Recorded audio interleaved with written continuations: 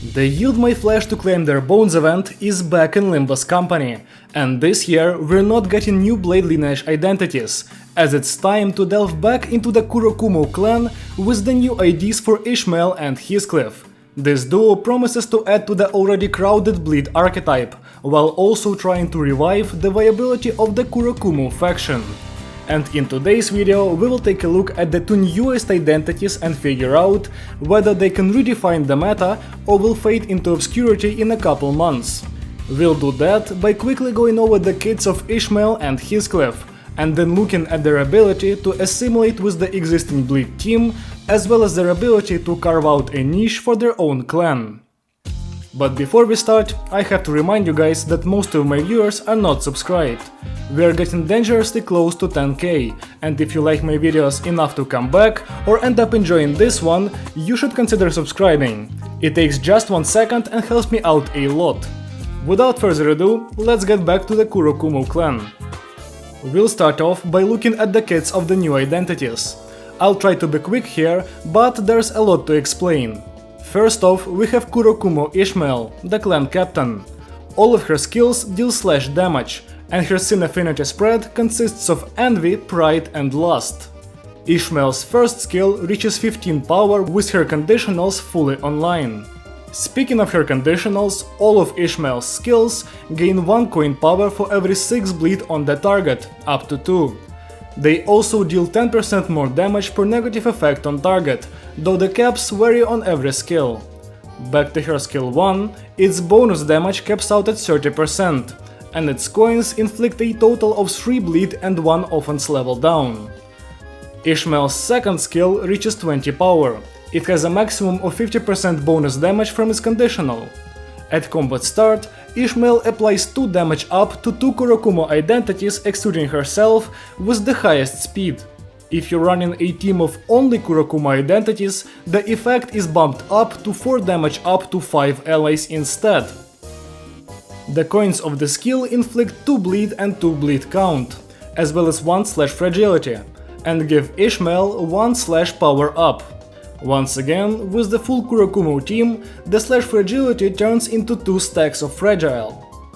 Ishmael's third skill is Ink Over, and it reaches 23 power. The damage buff on this skill only applies to its last coin, instead of the whole skill, and it reaches 100% bonus damage. On kill with Ink Over, Ishmael gains 2 slash power up for the next turn. The coins of the skill inflict 2 bleed count and 3 bleed. The last coin not only deals bonus damage, but also activates the bleed on target 3 times, dealing even more damage. As for Ishmael's defense, she has an evade skill. At combat start, Scattering Slash gives its user 1 protection. It also gives 2 defense power up to a number of Kurokumo identities on this team equal to 2 plus the highest resonance. We'll get to why this actually can matter after we're done with the kits. For Ishmael's passives, we have 2. Battle Ready is her first passive, and it gives Ishmael 1 slash power up for the encounter after a Kurokumo ally dies. Also, if 3 or more Kurokumo allies are dead, Ishmael gets Battle Ready. Her second passive is Gathering Dark Clouds, and it requires 3 last resonance. Its effects are as follows. If there are 2 or more Kurokumo identities on this team, Ishmael gains Dark Cloud Blade. At combat start, she applies Dark Cloud to Kurokumo allies adjacent to her on the dashboard, and if the last resonance used to activate the passive is at 4 or more, the effect is improved to 1 Dark Cloud on all Kurokumo allies. Well, that was a lot of new effects, so to make the impact of the passives more understandable, let's go through these effects one by one. Battle Ready is an effect that makes Ishmael a monster after her allies have died. It allows her to inflict 1 more bleed potency and count with skill effects, and also gives Ishmael 1 slash power up and 3 slash damage up. Next up, Dark Cloud Blade is a very simple effect. Ishmael gains 1 power, and on hit with slash skills, she inflicts 1 bleed. Dark Cloud, on the other hand, is a bit more complicated. The identity with the effect will have all their coins turned into unbreakable ones. and the user will not get staggered until their skill ends. The user also inflicts one more bleed or bleed count with their skills. On Clash Lose, the identity with the effect will get +3 final power, and the effect only lasts for one turn. Of course, this effect is the tool that Project Moon are trying to use to bring the old Kurokumo IDs back into the meta. And back to Ishmael, her support passive also requires 3 Last Resonance, and it allows one ally with the fastest speed to inflict +1 bleed. Simple and powerful. Now, Kurokumo clan captain Ishmael is supposed to be the equivalent of Blade lineage mentor Mersault.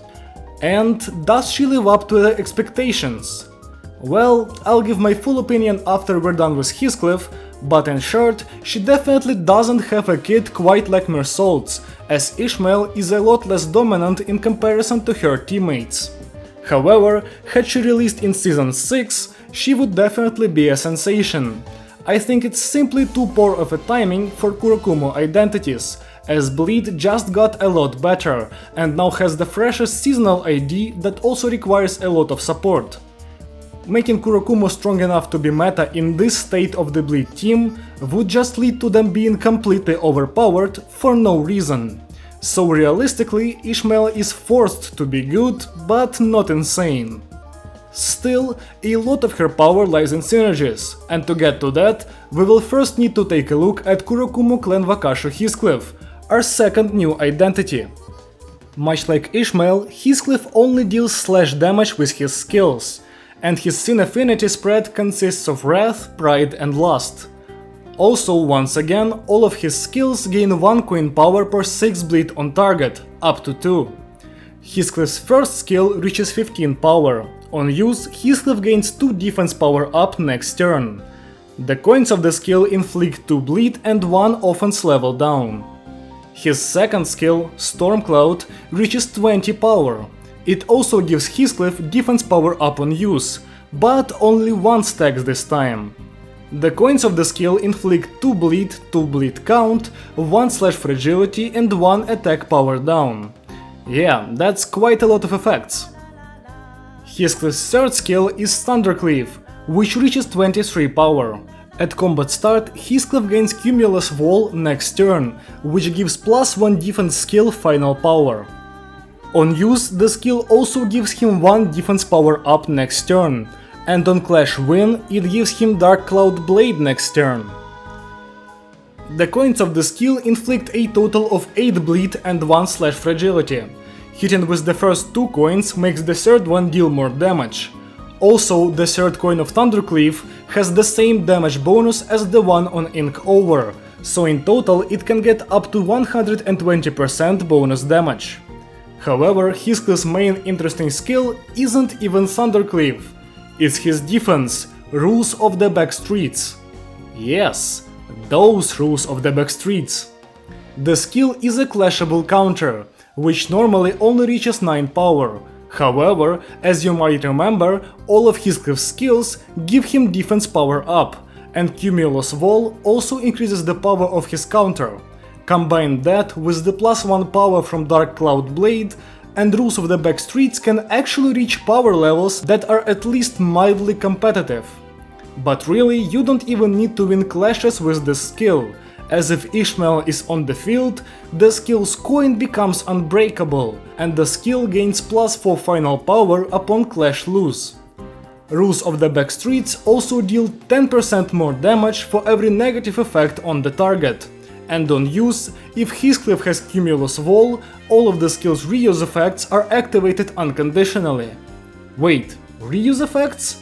That's right. The skill's one and only coin can be reused twice if Heathcliff has Dark Cloud Blade and Battle Ready, or if he just has Cumulus Wall. The coin of the skill inflicts 2 bleed, so the skill inflicts a total of 6 bleed with the reuses and without taking effects into consideration. As for Heathcliff's passives, he also gets 2, Battle Ready, just like Ishmael, and Dark Cloud Blade, his own new passive. This ability requires 3 Last Resonance to activate, and it gives Heathcliff Dark Cloud Blade if there are 2 or more Kurokumo IDs on the field. also it allows him to deal 10% more damage to enemies which are using defensive skills or are at max HP at turn start. Additionally, once per turn, Heathcliff gets a free unopposed skill 1 against an enemy that managed to hit an ally. If said ally died due to the attack or was knocked down to 25% HP or less, Heathcliff retaliates with rules of the back streets. He can use the empowered retaliation twice per turn, but only once per ally. Heathcliff's support passive costs 5 last owned and allows the fastest ally to deal 10% more damage against the same enemies that Heathcliff himself gets bonus damage against. And with that, we're done with the kits of the new identities. Now it's time to talk about their viability. And first of all, I have to say that the two new IDs work well as a duo, much like the full stop identities. Having both of them on a team makes their passives actually work, and their defensive skills at best used in tandem. Additionally, both identities benefit from negative effects on the enemy, and both of them spam a lot of those, meaning that the slower sinner of the two will likely be doing extra damage on most given turns. But of course, Ishmael specifically is supposed to be used with the old Kurokumo IDs as well.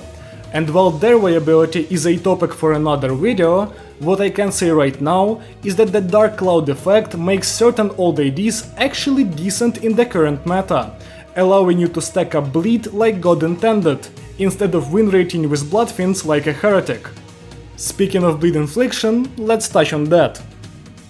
Both Kurokumos can inflict a decent bit of bleed count. I would not go as far as to say that their count application is great, but it's there and it can work. Of course, with Dark Cloud active and Kurokumo Rosho on the team, the bleed count infliction gets pretty high pretty easily, making the Kurokumo IDs a competitive choice when going up against bosses if you want to actually utilize the bleed effect. And if you build a team around them that is focused on bleed stacking, another aspect of the new IDs you will like is Heathcliff's potency application. With his third skill and counter, Heathcliff can apply a ton of potency, and if you run Kurokumo Hongdu, you can get that number even higher.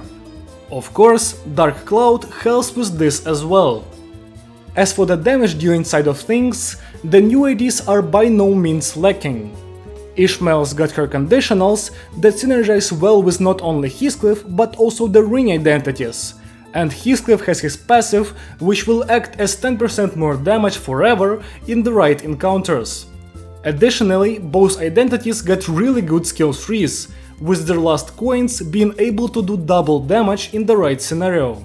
Heathcliff gets a strong counter as well, which can act as another skill tree damage-wise, or can even surpass it. But, even with all that, the Kurokumos still won't outperform Manager Don or Ringy Sang. But I don't think you expected them to. The new IDs do their best to balance out bleed infliction and damage dealing. And while more specialized IDs will be stronger than them in a certain aspect, Heathcliff and Ishmael are still good units, and no one can take that away from them. However, being good in a vacuum doesn't get you a place in a team automatically unless you're giga broken. So let's take a look at some synergies that Heath and Ishi can bring to the Bleed team. First and most notably, we have Ring Yi-sang, or I guess Ring IDs in general. Due to the fact that the Kurokumos inflict offense level down, slash fragility and attack power down, they become quite potent allies for the Ring identities, as those units want more negative effects on the enemy for more consistent rerolls and more damage. This works the other way around as well, as the new IDs also want more debuffs on the enemy, and Ring Yi-sang is more than happy to provide burn and tremor in good amounts, with a little bit of sinking and rupture as well, though those effects tend to very quickly disappear. This symbiotic relationship allows Ring Yi-sang to hit early rerolls with more consistency, as long as Heathcliff or Ishmael have higher speed than him. And in turn, the Kurokumos get to deal more damage in the later turns, once Ring Yi-sang uses his bonus rerolls to inflict a bunch of status effects. It's a win-win, and you know I love Ringy-Sang synergies. As for human encounters specifically, the new duo also works well with Contempt Awe, as the new IDs not only perfectly fuel the ego, but can soften up the enemies for it by inflicting slash fragility. And while they notably like Gluttony to set up Yorin Merkala Dawn in the same way, getting a fast Contempt Awe allows Ryoshu to get a lot of value from its passive, which can fuel a Yorin Merkala by itself. Also, using the Kurokumo duo gives you a reason to run KK Ryoshu, who does have Gluttony in her kit, and can help set up Yorin Merkala with her own skills. So there's that. Outside of this, there aren't any other notable synergies. I guess the last thing is that Gregor can cheat death, allowing Heathcliff to use his unopposed rules of the back streets multiple times off of him. And to finish off the review, I'll have to say that the IDs seem to be more geared towards boss fights, as they inflict a decent bit of bleed count, which obviously matters a lot less in human encounters. Their debuff stacking mechanic also is at its most effective when everything is being funneled into one enemy, and also Heathcliff's follow-up shots become more impactful as well, as they can be viewed as not only free damage, but lots of free bleed potency too. Overall, the new Ishmael and Heathcliff Kurokumo clan identities are pretty good, as they can fill many roles with decent effectiveness, while bringing back some dead identities into consideration for being used in bleed. They boast good numbers all around, and after some further testing, might find a spot for themselves on my bleed team. Once again, in my next video, I will go over the Kurokumo subtype, and whether you should be using it. So if you want to impact my opinion, you should definitely leave a comment sharing your experience with the new IDs. If you enjoyed the video at any point, leave a like to let me know. And if you want to see more videos like this, consider subscribing to not miss my new uploads. Thank you so much for watching, and I hope to see you again soon. Goodbye!